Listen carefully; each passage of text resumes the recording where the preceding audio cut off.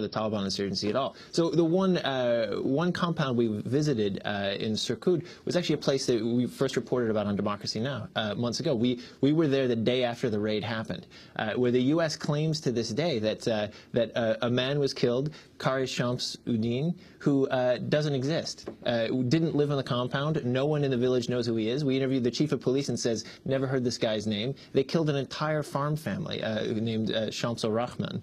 I mean, a father and his 4 sons that wiped out the male side of a family at night. And in an area that was completely peaceful and pro-government erupted after that. There was a violent protest that tried to march to the capital, or to Jalalabad, and when they were blocked, they attacked the police station, tried to burn it down. A protester was killed in the clash after that. Every time there's been a raid subsequent to that, they've cut the highway.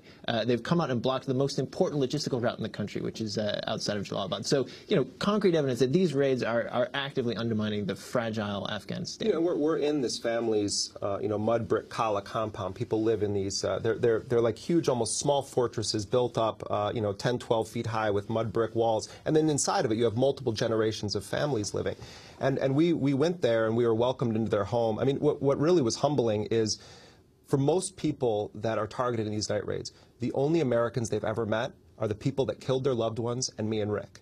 And in fact, one elder in a family that we went to visit, you know, said to our translator, and we found out about this later, you know, first the Americans kill us and then they want to put us on camera. We were in this family's compound where this man, you know, 8 people were gunned down, and U.S. forces threw a fragmentation grenade into a courtyard where children were sleeping outside because it was hot. And multiple children got hit with fragments of this in the face and the stomach, and we saw the injuries on these children. You know, what crime did they commit? People in these areas thought bandits were coming in the middle of the night. No one comes into the homes of Muslims in Afghanistan at night except bandits or the Taliban, is how people perceive it. So they fight back, and then the U.S. says, well, they fired at us. This little girl comes up to Rick and I, you know, which we had seen her playing in the background when we were interviewing her father, and she came up to us and she said to our translator, I have something I want to say to them. How old was she? And she was, I don't know, maybe 4 to 6. Yeah. And she actually was the niece of the guy that we were interviewing, and she came up to us and she said, my daddy wasn't a Talib, but the Americans killed him anyway. You know, and it wasn't a staged thing or anything. We had watched her the whole time playing there, and she came up. We went to another place in Paktia province where this little girl was sort of weaving back and forth and saying, repeating this thing, and Rick was filming her, and we were thinking that she was just playing, and we were filming a kid playing in a courtyard, and our translator had a tear going down his face, and we said, what did she say? And he said she was reciting all the members of her family that were killed in the night raid. They killed my mommy, they killed my aunt, they killed my uncle, you know, and she was a kid playing, and this is a kid who's 3 or 4 years old. We met a kid who had been shot in the stomach and in another place by U.S. Special Operations Forces. They literally shot the speech out of him. He couldn't speak. And we didn't know this until, you know, we're documenting these things in a sort of forensic way, going through each person that was killed, how were they killed, interviewing all of the eyewitnesses. No one's ever done a thorough investigation. So what Rick and I were trying to do is piece together all these targeted killings. So we're in this place in Paktia province, and we're interviewing all these people, and there's this kid, and we see this gaping wound in his stomach. And so we bring the camera over to interview him, and the translator asks him a question, and he's just kind of going like this, and then someone says that he can't speak, and he just puts his hand in front of his face and just starts wailing in front of our camera, going, ah. He wasn't like that before this incident. He is so traumatized. He got shot in his stomach that he literally can't speak anymore. And so when you think about the collective punishment that's being meted out against people based largely on false intelligence, you understand why the U.S. is failing in Afghanistan. The insurgency is spreading. Were any of those attacks documented? Had the NATO ever talked about these? Had the U.S.? Well, in the case of the one that, well, maybe Rick could answer that question about Sirkut. Yeah, so in Sirkut and Nangarhar, we got the most information that we usually get, which is 3 lines in a press release. Taliban commander was killed, no civilian casualties. Then in the Logar, where they killed the imam, no recognition at all that anything had ever happened. In the Paktia case, there was enough pressure was brought to bear that finally they admitted that they had killed innocent people, and they attempted to apologize. But basically, you get no information. You only get the information that you happen to be in a position to demand from them, and even then, things are covered up. We're going to break, then come back to this discussion. Our guests are Jeremy Scahill and Rick Rowley, investigative journalists who have just returned from Afghanistan. And when we come back, we're going to ask you about being unembedded, which is very rare for journalists in Afghanistan, Western journalists. Stay with us.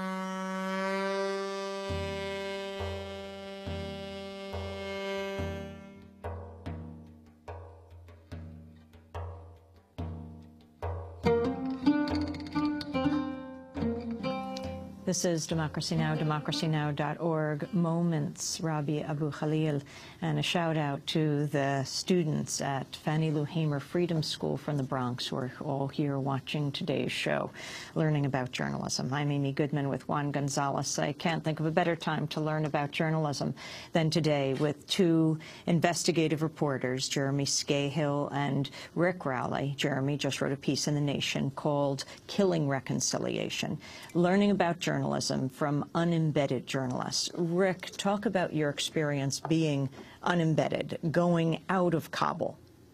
Yeah, I mean, this is my fourth trip to Afghanistan. I've been both embedded and unembedded on different trips. And, you know, in the first 48 hours we were in country, Jeremy had already spent more time unembedded outside of Kabul than 90% of the U.S. media that goes there. I mean, it's just it's night and day, the kind of difference of what you get when you're embedded with American troops and when you're outside. I mean, inside, of course, you know, when you're embedded with troops, you see the war from the perspective of our soldiers, and that is, you know, a tiny fraction of the story about the human story of what the war is on the ground. I mean, this has been the worst year for NATO and for the U.S. in terms of casualties in the war, but those numbers pale next to the civilian toll that this war takes. So.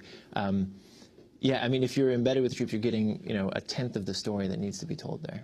And the thing is, too, you know, when we would travel to a place, we were often traveling. We would go and meet with tribal leaders before we were going to go into an area to seek permission to go in there.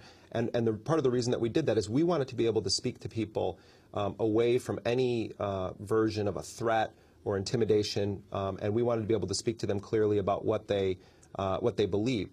Many journalists won't do that without security, and often what you get is, you know, journalists will be with soldiers, and then they'll kind of take a slight, segue over to the side and interview an Afghan civilian, and then that civilian's in their piece. But meanwhile, what you don't see is on the other side of the camera all of the U.S. forces that are there. So most media outlets in this country are portraying the war entirely from the perspective of embedded troops and Afghans who are being interviewed with the perception that if they say the wrong thing, the troops are going to arrest them or come back and get them.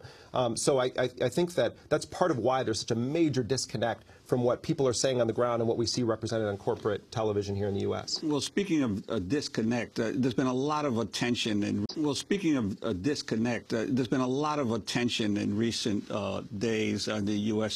Commercial press to this money that Iran was sending to Afghanistan, as if this is an enormous shock. But I mean, I think of it this way. Here is Iran with U.S. troops occupying Iraq on one border, and with U.S. troops occupying Afghanistan on its other border. So Iran, if anything, would feel surrounded by U.S. troops and would have some interest in what happens there. But what is your sense of how the Afghanis regard Iran or its involvement in any way in terms of what's going on in Afghanistan? Well, I mean, frankly, a few bags of cash from delivered by Iranians pale in comparison to that. We palletize the money that we bring into the airport to give to the Afghan government. So to say that the problem of foreign intervention in domestic politics in Afghanistan is a problem of Iran is laughable. I mean, and Afghans understand that as well. Afghans don't talk about, or no Afghans that we talked to talked about problems with Iran in meddling in their politics.